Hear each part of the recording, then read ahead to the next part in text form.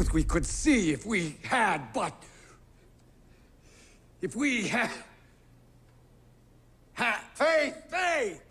faith. Cut.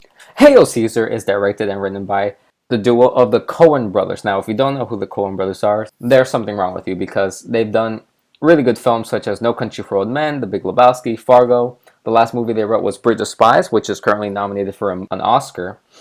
However, the last movie they directed was back in 2013, so this is kind of the return to directing in a sense. So Hail Caesar tells a story in the 1950s, and studio head Eddie Mannix has to deal with the filming of many films along with their directors and actors. However, when star Baird Whitlock gets kidnapped, he has to pay $100,000 to the people who kidnapped him to get him back. Now, this movie was pretty high on my most anticipated. I was really looking forward to it because you have the Coen brothers along with the amazing cast they put together with Josh Brolin, George Clooney, Scarlett Johansson, and Channing Tatum, just to name a few. We'll get into some of the other actors that were in the film later on. And especially after seeing the trailer, it sold me even more. You know, I thought the story was going to be interesting. It looked funny. I laughed during the trailer. So it seemed really, really promising. However, after seeing it, I was very, very underwhelmed. Now, that doesn't mean it was bad. I actually thought the movie was really good. But certain points really disappointed me. And what Hail Caesar was, I wasn't expecting. So let's get into it. Some of the things I didn't like about Hail Caesar was, one, George Clooney. Now look, I have nothing against George as an actor. I think he's a really good actor. He's won an Oscar. He's famous. He's a star, you know. Lots of people know George Clooney. My mom knows George Clooney. But when George Clooney does comedy, I don't like it. You know, he comes off as way too over the top. And when I saw him in this movie, certain scenes, I didn't buy it. So George Clooney's performance at some points I didn't love.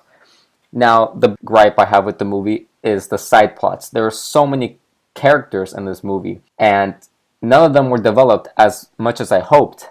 So there was lots of dropped side plots, and the main marketed plot was not what I thought it was going to be. So I was really disappointed in that area. And that was my main flaw with the movie, was the plot. Now, that might sound really, really bad, but there's a lot of good things about the movie too. I'll partner you in bridge. Would that it were so simple. So going back to the cast of the movie, the performance of Scarlett Johansson was pretty good. Channing Tatum appeared in the movie and he did a really good job. Alden Ehrenreich was a really big surprise. This kid's been in movies such as Beautiful Creatures, which I'm not a really big fan of, and Blue Jasmine, but in this movie he crushed it. Tilda Swinton was also in this movie, played a small role and did really, really well. And Jonah Hill, he was in the trailer, and legit that was his only scene in the movie, so I mean, that's not really a spoiler. My favorite scene in the whole movie included Ralph Fiennes, and he was really, really funny in the movie. Settle up on this, Larry.